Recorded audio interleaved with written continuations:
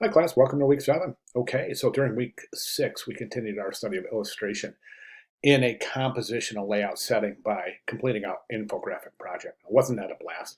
Infographics are just a blast in Illustrator. There's really such a great way to communicate and really flex your creative muscles. I know infographic work is some of the most sought after work in all of graphic design. And the neat thing is that infographic use is on the rise, exponentially increased in a matter of the last 2 years. So there is definitely room for infographic as a growing discipline within the industry. Okay, so, and based on some of the emails I got, you guys really enjoyed that assignment too. So great job, everyone. All right, let's go. Well, where are we at? Welcome to week 7, right? So what are we doing?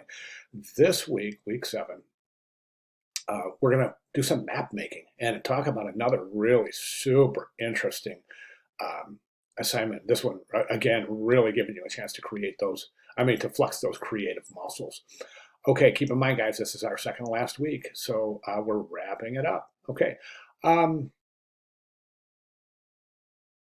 The narrative map. What is the narrative map? First of all, I'm going to go over the narrative map, and I'm also going to go over some of the expectations and caveats for week 7. But let's take a look at some examples. These are all maps created in Illustrator. And so you can see there's many different styles associated and really a lot of different techniques. Nothing here, guys, that you don't know how to do. You know how to do everything that you see on this screen right now and then some. So really looking for you to get creative in this. There's a little bit of a caveat, a couple of tips and tricks we want to go over. So, I kind of start out by saying kind of the neat thing. We're not just going to create a map here, guys. We're going to take it conceptually deeper than that. Creating a map is one thing, but really adding some content, some meaning to that map, actually kind of forces you to dive into conceptual development as a precursor to approaching any design assignment.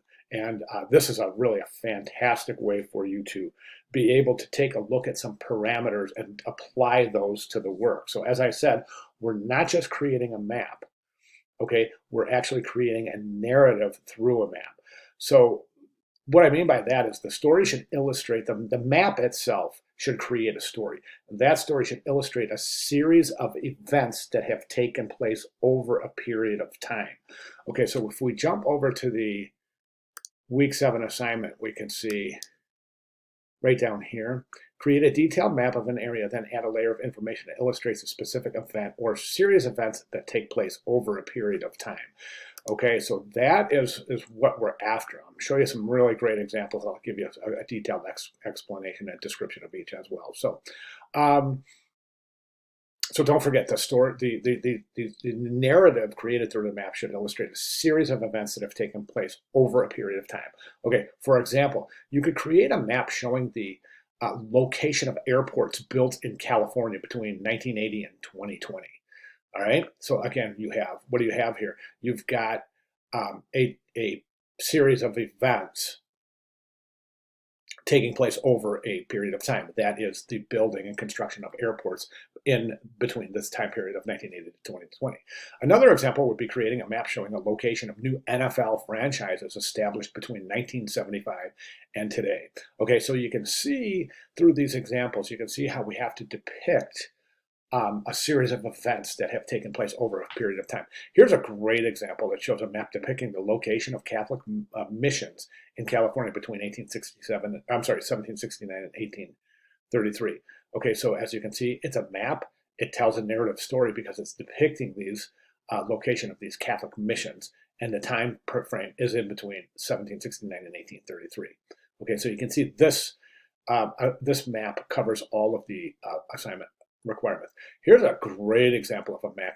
This one is interesting. It depicts buried ships along the San Francisco waterfront between 1850 and 1857. So it's got this great key down here as well. And that's something that you might consider adding to your work as well, depending on the complexity of the work.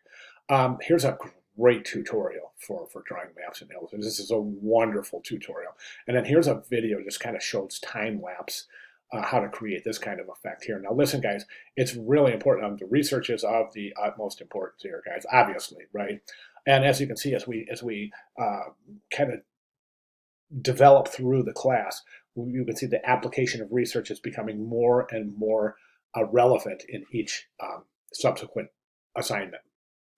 Okay, so week 6, we got our week 6 plan at a glance, week 6 tasks, week 6 course, I'm sorry, this should say week 7, I'll go ahead and change that. Week 7 plan at a glance, week 7 tasks, week 7 course schedule, and then moving forward on to week 8, where we assemble our final portfolio consisting of 5 to 10 images of body of work, depicting a body of work that you have created in this class, okay? More on that in the week 8 announcement. At any rate, let's go through a couple of things in the class itself. So just want to kind of go through here. So we've got our checklist, of course, that's self-explanatory. Lecture, go through it, guys. It's important, as all lectures are. Discussion forum. Again, self-explanatory, no need to go through that. Then we have the final portfolio proposal. I'll talk about that. And then the final project assignment, I'll talk about that. Visual critique and quiz, both of which are self-explanatory, no need to go into detail there. Week 7, final portfolio proposal. Let's take a look at that. So the final portfolio is a 1 to 2 page outline. Okay, the final portfolio proposal is a 1 to 2 page outline of your projected plans for the final portfolio for the class. It's a written paper, okay? So you have to include your statement of purpose. And this is fair game, guys. I'm going to hold you to this. This is firm. Okay, so this is exactly what I'm going to be looking for in this assignment. The statement of purpose, including the number of images, describe the images. Project have must have 5 to 10 images. Please talk to me, get with me if you have any questions about what to include. Define and describe your intended audience. Describe and define the techniques that you used in the images. And then define any ideas or future application of artistic or employment purposes. So what you're doing here is you're kind of drawing a connection between the work performed in this class and the how it applies to the professional industry. Okay, so guys, any questions on this? This is due Tuesday of week 7, so it's really, really important to get on that early. Okay, the final thing I want to do is go through the right here. Okay, it's the final week 7 assignment. I've got this note here to take a look at this video and take a look at the course announcement. Okay, background. This week's project is multi-layered, tell a story in a map. So creating a narrative through a map, depicting a series of events over a duration of time. Okay, so here's some examples. Here's this example right here. And then here's our assignment parameters. Okay, now listen, guys, I just, again, want to reinforce there's nothing demanded here, nothing required here that you don't already know how to do. All right, so we've learned all the tools necessary, all the tutorials are in place, so we're ready to rock. Okay, all right, guys, again, welcome to week 7. Everybody's doing Everybody's doing amazing in this class. I'm loving it. You guys are good, man. You guys are good. Okay, questions, comments, concerns, clarifications, any of the above, please get with me. I'll be glad to provide anything needed in that regard. Welcome to week 7, guys. I'll see you in discussion board. Thank you.